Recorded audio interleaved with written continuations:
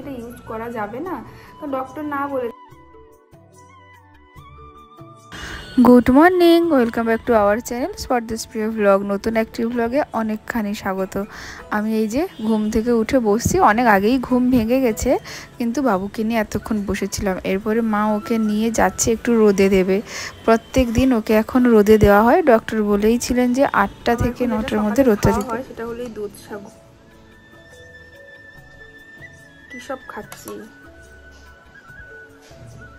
দুধ সাগুটা এখন সকালবেলা আমার খাওয়া হয়, আরও আগেই খেয়ে নেওয়া হয় আজকে। এখন আমার ব্রেকফাস্ট তো পুরো চেঞ্জই হয়ে গেছে। সকালে উঠে দুধ সাবু নাহলে দুধ ডালিয়া এইগুলোই খাই। যেহেতু বাবুকে এখন ব্রেস্ট ফিডিং করাতে হয়, তো ওর জন্য এমন কিছু খাবার আমাকে খেতে হয় যাতে ওর খাওয়াটা ঠিকঠাক থাকে। তো ওই জন্য বিশেষ করে সকালে দুধ সাবুটা আমার মাস্ট থাকেই থাকে। এইসব খাবার তো আগে খেতামই না সত্যি বলতে, মানে এখন খাচ্ছি, তবে খারাপ নয়, এটা টেস্ট মোটামুটি ভালোই আছে। তো এরপর মা বললো যে চল তুইও রোদে গিয়ে একটু বস, মানে বাবুর সঙ্গে সঙ্গে তোকেও রোদে গিয়ে বসতে হবে। তো ওই যে দেখো ওদিকে সোহাগ সোনা রোদে আছে, আর ওর তো দুজন আছেই, হানি আর রানি। মোটামুটি অর্ধেক কাজ ওরাই অনেক সময় করে দিচ্ছে। ওখানে ওরা পাহারা দিচ্ছে, দেখ পাহারা দিয়ে ওর দিকে তাকিয়ে বসে থাক, কখন কি পিঁপড়ে টিপড়ে চলে আসবে কি হবে। তো ওরা তাকিয়ে বসে আছে, আর আমিও একটু রোদে বসছি। নিচে আর নামা হয়নি, বাড়ির বারান্দাতেই মোটামুটি রোদ লাগে সকালবেলাটা। তো ওখানে বসে এই যে একটু আমার খাবারটা খেয়ে নিচ্ছি। ওর যখন মানে যেটা আমাদের অসহ্য বলে যেটা, ওই সময় ওই দিনকে না ভালো করে ওকে জলে বসে ওরকম স্নান করানো যায়নি, কারণ ওই দিন খুব মেঘলা ছিল, বাইরে বৃষ্টি চলছিল। কিছু কথা তোমাদের কাছ থেকে জানতে চাইছি, প্লাস আমি শেয়ারও করতে চাইছি।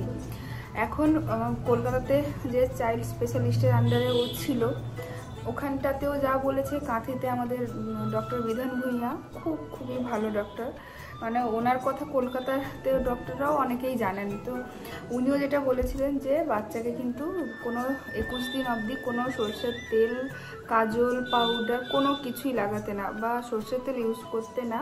উনি একটা ভার্জিন কোকো অয়েল এরকম কিছু একটা বলেছিলেন, তো ওটাও কেনা হয়েছে, তো ওটা লাগাবো ভাবছি। কিন্তু আমার বাড়িতে আবার মা দুষ্টু মামিরা বলছে যে সব থেকে বেস্ট হলো ঘানির সরষের তেল, আর এখন প্রায় সব ডক্টরই কিন্তু সরষের তেল ইউজ করতে না বলছে। আমি কি করে বুঝে উঠতে পারছি না, আর আমার নিজের মনে হচ্ছে যে না বলছে ঠিকই, কিন্তু ঘানির সরষের তেলের একটা ব্যাপার আছে, মানে যত যাই হোক ঠান্ডা না, ওই তেল ইউজ করলে ঠান্ডা কম লাগে, তো ওই জন্য বুঝে উঠতে পারছি না। কিন্তু আজকে কিন্তু বাবুকে মানে কালকে ওর পুরো চোখ জুড়ে গেছিলো, পিচুটি হয়ে যাচ্ছিল, ঠান্ডা লাগছে।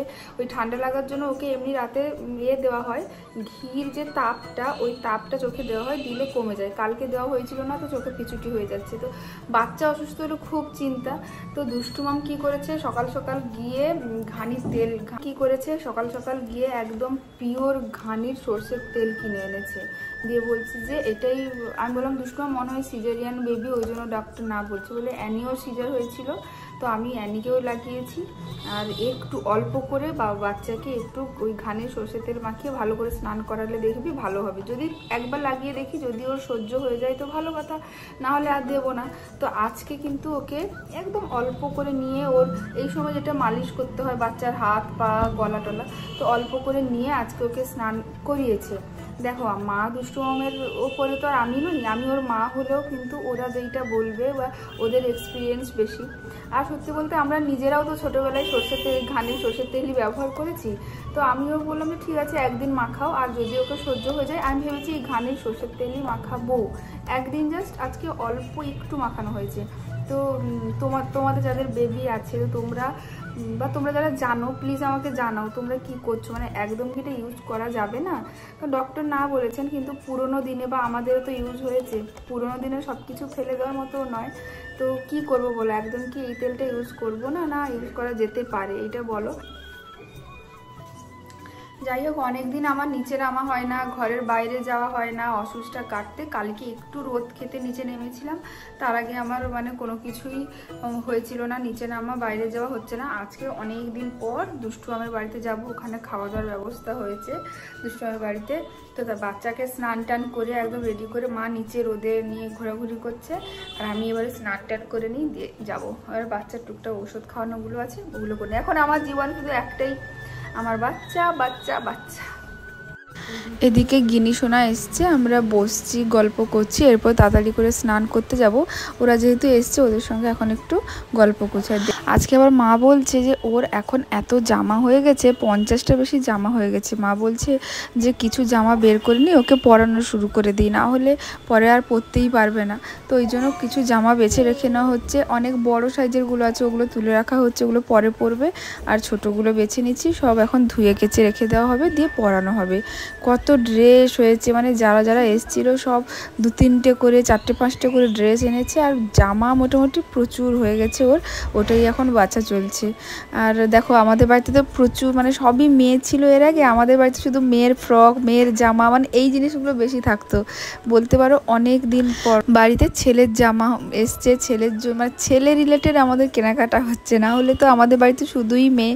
তোমরা অনেকেই জানো যে আমরা 14 জন বোন আমরা, আর মানে আমার পিসিমণিদের 2 পিসিমণির 2 জন করে মেয়ে, আমার ছোটো কাকুর 2 মেয়ে, আমরা 2 মেয়ে, আমার মেজো কাকুর 3 মেয়ে। তো সবার বাড়িতে মেয়ে, দুষ্টু মামেদেরও 2 মেয়ে, তো মিষ্টি মামের একটা ছেলে আর আমার আরেকটা কাকুর যে 2 ভাই। তো এত মেয়ের মাঝখানে সবসময় মেয়ের জামা কাপড়ই আসতো। তো অনেক দিন পর, মানে বহু বছর পরে এরকম ছেলের জামা আমাদের বাড়িতে বাছা চলছে। তো আমরা সেটা হাসছি যে মেয়ের জামাগুলো কত সুন্দর লাগে, কত দেখতে ভালো লাগে বলো। ছেলেদের জামার অত ভ্যারাইটি, অত সুন্দর, ব্যাপারটা একটু কম থাকে। যাই হোক, ওর এই ড্রেসগুলো অনেক ভালো ভালো আছে, সব তুলে রেখে দিচ্ছি যদি পুজোর সময় যদি একটু শরীর হয়, কারণ এখন তো রোগা পটকু।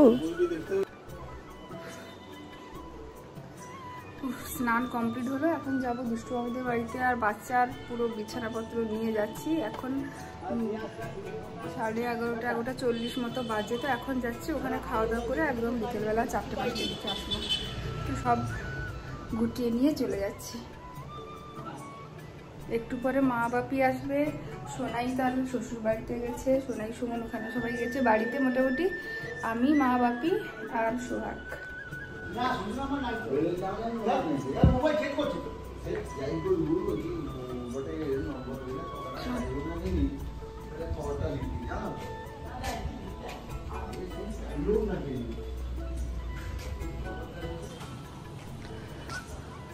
আকাশটা না পুরো পুজো পুজো, কি ভালো লাগছে আকাশটা দেখে। আর এরকম আকাশ দেখলেই আমার খুব নাচের কথা মনে পড়ে, নাচ শেখানো, নাচ করা খুবই মনে পড়ে, বাট এখন সব বন্ধ। আজকে মা বললো যে অনেক দিন হলো নিচে নামিসনি, যা একটু নিচে নেমে ঘুরে আয়। বাড়িতে থেকে থেকে কেমন যেন আমার মাথা খারাপ হয়ে যাচ্ছে, রাগ বেড়ে যাচ্ছে। তো ওই জন্য নিচে একটু হাঁটতে এসি। যাই হোক, নিচে হাঁটছি, আর এনিকে বললাম একটু ভিডিও করে দে, তো ওকে দেখতে পেয়েছি। চলো আজকে বিকেলবেলা ঘুরতে ঘুরতে কিছু কথা তোমাদের সঙ্গে শেয়ার করি। আমাকে কেউ কমেন্ট করেছিলে, দিদি তোমার ছেলে বেবি হওয়ার কিছু সিমটম বলো। তো সত্যি বলতে ওরকমভাবে সিমটম ছেলে হোক মেয়ে হোক, আমি প্রথম থেকেই আমার পুরো 9 মাস জার্নিটাই প্রতি মাসে আমার কি পরিবর্তন হয়েছে, কি হয়েছে, পুরোটাই আমি আমার ডায়েরিতে লিখে রেখেছিলাম। তো ওই কি তারপর দেখলাম ছেলে বেবি হয়েছে, তো মেয়ে বেবি হোক ছেলে বেবি হোক আমার সিমটমগুলো লেখা ছিল। সত্যি কি সিমটমসগুলো কোনো কাজে দেয়? আমার তো মনে হয় না। যার ছেলে হওয়ার মেয়ে হওয়ার, যা যেটা হওয়ার হবে। কারুর বমি হয়, কারুর হয় না। তো যাই হোক, আমাকে কিন্তু পুরো প্রেগনেন্সি জার্নিতে সবাই, মানে 95% সবাই বলেছিল ছেলে হবে, 5% বলেছিল মেয়ে হবে। যাই হোক, কী কী সিমটমস ছিল ওটা তোমাদের সঙ্গে পরে একটা ভিডিওতে শেয়ার করব। প্রথম থেকে লাস্ট অবধি আমার কি কি নিজের মধ্যে পরিবর্তন বা কি কি ছিল। তবে কিছু প্রচলিত কথা আছে যে স্বপ্ন দেখা নিয়েও নাকি বোঝা যায় ছেলে হবে না মেয়ে হবে। তো আমি কি স্বপ্ন দেখেছিলাম বাবু মানে সোহাগ পেটে থাকাকালীন, তো বলি। আমি একদম প্রথমের দিকে স্বপ্ন দেখেছিলাম যে আমার কষারিতে শিব মন্দির আছে, ওখানে বেলগাছের নিচে আমি বেল কুড়োচ্ছি, বেলের স্বপ্ন দেখেছিলাম। আর তাছাড়া আরেকটা স্বপ্ন দেখেছিলাম কষারিয়ার, মানে বেশিরভাগ স্বপ্নটাই আমি দেখেছি ওখানে থাকতাম বলে হোক যাই হোক, যে ওখানে আমাদের একটা আলমারি আছে, আলমারির ওপরে একটা বড় কেউটে সাপ ফোনা তুলে রেখেছে। মানে একটা স্বপ্নের মধ্যেই আমি দেখেছিলাম এই দুটো স্বপ্ন। তাছাড়া আর একটা স্বপ্ন খুব দেখতাম যে খুব জলের স্বপ্ন, মানে নৌকোতে করে কোথাও যাচ্ছি, খুব ঢেউ হচ্ছে, মাছ ধরা হচ্ছে, মানে এই জাতীয় স্বপ্ন আমি খুব দেখেছি। তো হ্যাঁ, অনেকেই বলে যে বেলের স্বপ্ন বা ফলের স্বপ্ন, তাছাড়া সাপের স্বপ্ন যেটাতে ফোনা আছে দেখলে নাকি ছেলে হয়। তো আমি এই ধরনের স্বপ্ন দেখেছি। তবে হ্যাঁ, ও সোহাগ পেটে থাকাকালীন স্বপ্নগুলো কারোর সঙ্গেই আমি শেয়ার করিনি, তোমাদের সঙ্গে শেয়ার করছি বলতে পারো, কারণ স্বপ্ন নাকি কোনোদিন শেয়ার করতে নেই। তো আমি হওয়ার পরে তোমাদের সঙ্গে শেয়ার করছি। তো এগুলো আদৌ সত্যি না মিথ্যা আমি কিছুই জানি না, জাস্ট আমাকে কমেন্ট করেছিলে, বা একটা প্রচলিত কথা আছে সিমটমস দেখেও বোঝা যায় বা স্বপ্ন দেখেও, তো তাই তোমাদের সঙ্গে শেয়ার করলাম। বাড়িতে থেকে থেকে না একদম বোর হয়ে যাচ্ছি, একটা অদ্ভুত ডিপ্রেশন কাজ করছে, কোথাও তো বেরোনো হচ্ছে না, একটা অদ্ভুতভাবে নিজেকে একটা কেমন লাগছিল। তো ওই জন্য মা বললো যে তুই একটু নিচে গিয়ে অন্তত 10-15 মিনিট একটু হাঁটা চলা কর, দিলে মনটা ভালো লাগবে।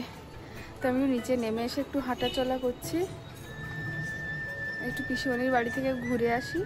এইখানে মা বলছে বাচ্চা কাঁদলেই আমি ফোন করে দেবো, তাহলে চলে আসবি।